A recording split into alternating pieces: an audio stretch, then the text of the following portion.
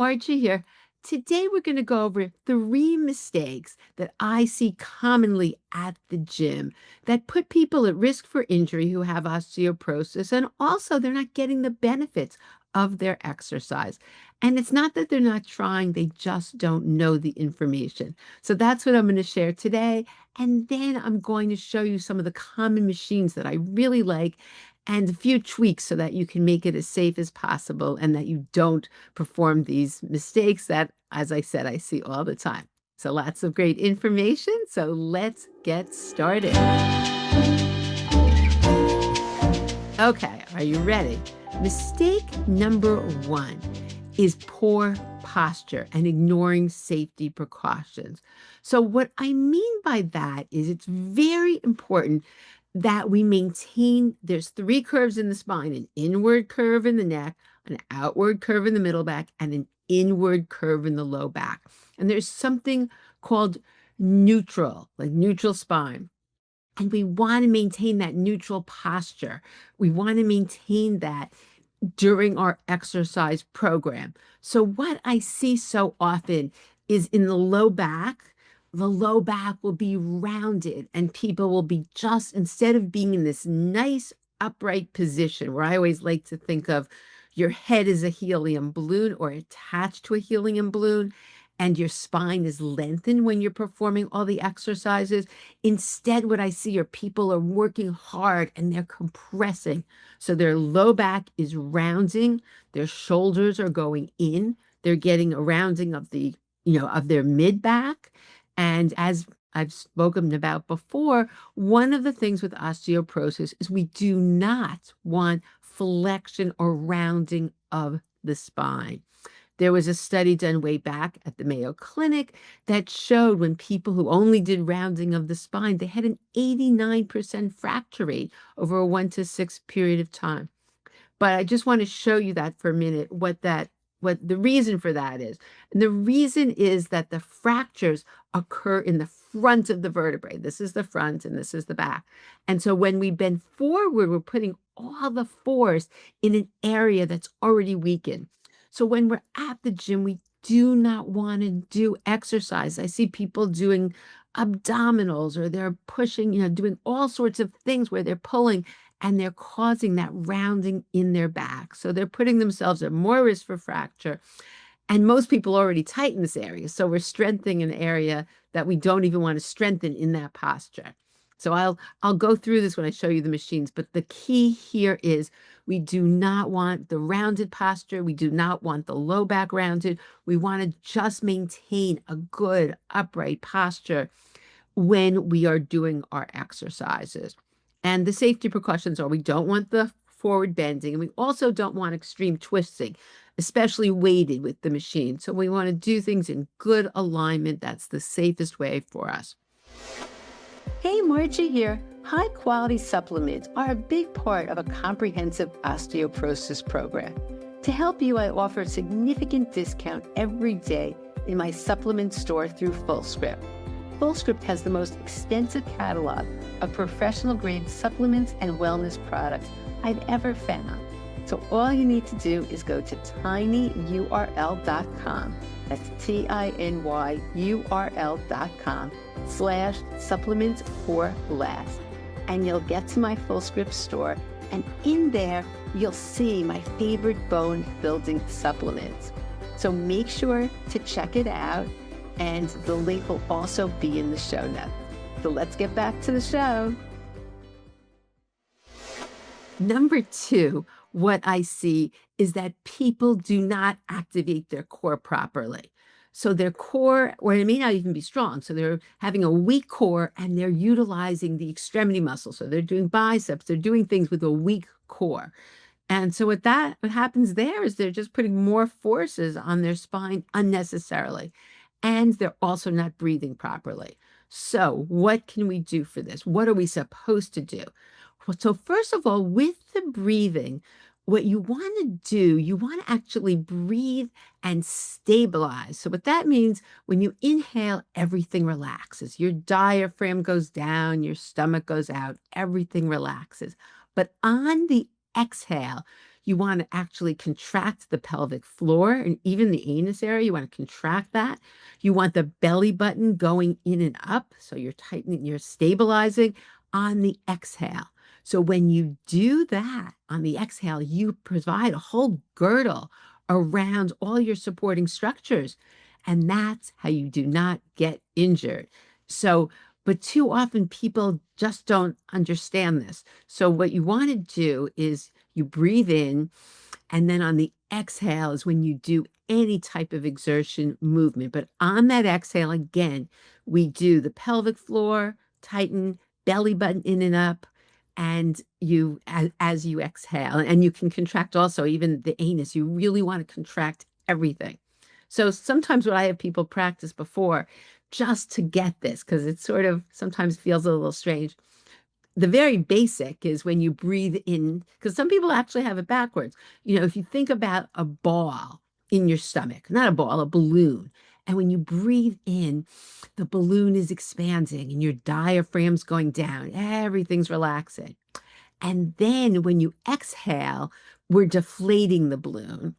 So, but we also can work the pelvic floor because I think it's important. A lot of people don't realize when we do these strengthening exercises that we're putting a lot of unnecessary force on the pelvic floor. But if we contract it, then we're stabilizing and we're not injuring ourselves. So, what you want to do, so this is just one way to practice. So, if you had your hands here at your side and as you breathed in, everything relaxes. You feel your pelvic floor relaxing, your stomach comes out. And so everything just relaxes. And then as you bring your hands in, you're going to contract the pelvic floor as you exhale, belly button in and up, and then exhale. So we go inhale, relax everything, and exhale. We tighten from below, belly button, bring the hands in. So something you can practice. But the key is when you're doing exertion, you want to have this nice brace. You want to do the exertion, all exertion on the exhale. So if you're doing two parts of a movement, if you can do it all in one, great. If not, stop, breathe in, and then exhale on the exertion. That is how you're able to really strengthen while supporting yourself and not getting injured. Okay, so that's number 2, proper breathing and make sure that we engage the core. It's so, so important. And then number 3, which I have seen, is that people are just not lifting enough. And what I mean for that, to be effective for our bones, what the research has shown is that it needs to be somewhat hard. I see people doing 5 pounds and they're doing a lot of repetitions, and that's not what the research has shown. The research has shown is we want to work somewhat hard. In the study, the Lift More, which the Onero program is based on, what they did very high. So what it was called 85% of one repetition maximum. What that means is that's 5 sets of 5 repetitions, but 5 is hard. It's hard. And we rest in between. That's very important too. You need to give your body a little rest. But that's the level. So that level showed in the research that people gained bone density. It's interesting. I've spoken about this many times before, but I've been doing that program now for over a year. And I can't get over how strong I've gotten. Number 1, my bone density actually increased, which was great. And even my trabecular bone score improved in the spine. But and also I see this with everybody else, and people are getting strong. It's just so empowering and so wonderful. But even, again, and that's done with supervision, but anytime you do any type of resistance, it's going to make a difference. And I always recommend doing it with a physical therapist, making sure that you're doing these programs safely, because so, so important. But what I do see is, so you want to work somewhat hard. It's not the amount of repetitions, it's doing less repetitions. So 85%, that's around 5 repetitions. We do 5 sets of 5. If you did 80% of one repetition maximum, that's like 8 repetitions. So, I would say, 8 to 10, you can start at 15 to begin with. And as you improve, But that's, you do want to increase the weight safely and do, the sets of less repetitions with higher weight. That's what's going to make a big difference. Because I see people at the club, just doing repetitions after repetitions. Yes, that might improve your endurance, but in terms of, really working on bone density and what's, the bones respond to the forces placed upon it, it's really the weight that's making the difference. So I think that's a big deal. And I think that, the Onera we do twice a week, and that showed very, great improvement. People can do the resistance if you're not doing quite as, even 3 times a week.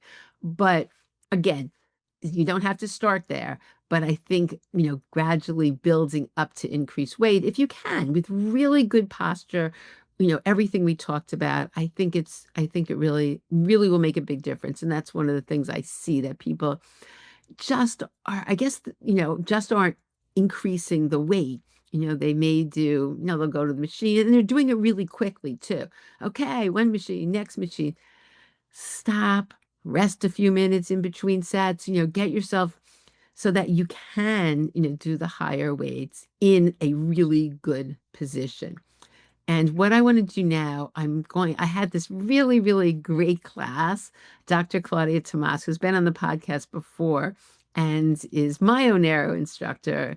We did a program together and it was called Core Posture and Gym Equipment for Osteoporosis Safe Exercise. It was a class. I have monthly classes, and she led this class at her facility. And we actually went through the different machines and she showed everybody, how to use them properly, as well as if we used the TheraBands, how we can mimic those same exercises. So I'll put that in the show notes. It was a great class. But what I want to do, I took some still shots and I want to illustrate some of the concepts that I talked about with these different exercises. So I'm just going to pull up my slides and let me share that with you. Okay, so this machine is the lat pull down. That's really common and really great because this area with the lats, it really helps stabilize the shoulders, and it's a wonderful machine. But here's the thing, we need to be in good posture. So oftentimes people are rounded. And so we see here she's grabbing the bar. So she's maintaining that inward curve in her low back that we talked about. And she's holding right above her head. So she's maintaining that really good position. So what she would do here, she would breathe in, and then as she exhales, she would do the motion, because it starts up here. So you breathe in, let everything relax. And then on the exhale, contract the pelvic floor, belly button in and up as you're exhaling. And you maintain that while you're doing this motion. But we see here she has a nice, good position. And this is just showing her maintaining that position when she goes down. This is Hannah and Dr. Claudia Tomas. Hannah was one of our subjects when we did this class together. So, but the other thing is, what the mistake you'll see is people will lose this pelvis alignment, whether they'll be rounded or they will not maintain this good alignment. And as I said before, also the breathing. Another mistake people make, very common, is as they hunch up. So when we do this, we want to always make sure that our shoulder blades are down and back. We don't want the hunching like you see in this picture here that people do. Because it's a great exercise, but these things are compressing our neck. It's putting us in not a good posture, so no reason to do this. Okay, another machine is the rowing machine, which is fantastic. The muscles are attached to our spine. You're retracting the shoulder blades, and it's just a phenomenal exercise, helping helping all the muscles in the back, which attach to the spine. So it's great. However, a lot of mistakes. Same thing. People round out when they're doing this exercise. So we're seeing here, same thing. It's just, think about, is my back, am I maintaining that inward curve in my back? Am I aligned, string, spine lengthens, shoulders back and down, so that we're not rounded? What position are we in? So this is showing she's starting in a good position, and she's grabbing the bars here, also in a good position, 90 degrees. maintaining the curve, maintaining good neck position. And now she's bringing it back. And here's the thing also, you only want to bring it back. You don't want to go all the way. You just want to bring it back here. You want to bring this back because you're using, it's that muscle right here, in and back, that we're stabilizing here, really working here. Now, what we don't want this, because this puts the front of our shoulder, puts too much force on it, puts it out of alignment, and we only need to go here. If we want to retract a little more, tighten the muscles, fine, but not in this position, in alignment. Okay, so you're here, your elbows are 90-90. You bring your shoulders back and down, but it's not the elbows going back. And again, the key here is, and the breathing would be the same thing. You breathe in, and on the exhale, pelvic floor tightens, belly button in and up tightens. And while you're exhaling, you're doing the whole motion. It's really great. When you get this down, it's so good. And then you use it in your daily life as well. Okay, this is showing what we don't want. Okay, another fantastic machine at the health club is the leg press. This is great. We're getting all sorts of good pushing and forces through our spine, through our legs. It's great. However, the big mistake I see here, we said spine neutral. So we want to always maintain that inward curve. So when we're doing the belly button in and up, very important, we are not rounding our low back. We're maintaining that inward curve while we're doing that. So in this position, she is still, when she's laying down, and this can be sitting too, there's different types of leg presses, but she's still tightening that whole core sequence, but she's maintaining the inward curve in her low back. So that's the problem I see. People are rounding out their back, having their back touch the mat. We don't want that. And we see now she's lengthening that, but still also not hyperextending her legs. That's important. We never want to hyperextend our joints. She's, straightening them, but not to the extreme. That locks our joints, and it's not a position our joints like. Puts too much force on them. But again, she's maintaining that slight, it's not touching the back here. She's maintaining that slight inward curve in the low back. Okay, and then these are other two great machines at the health club, hip abduction and hip adduction. One goes out, one goes in. And some clubs, like this machine, does both. But a lot of clubs, I know at my health club, they have two separate machines. But this is a wonderful machine because it helps stabilize the hip, which is so important. But here's the problem with this. So again, we want to stabilize that whole low back area.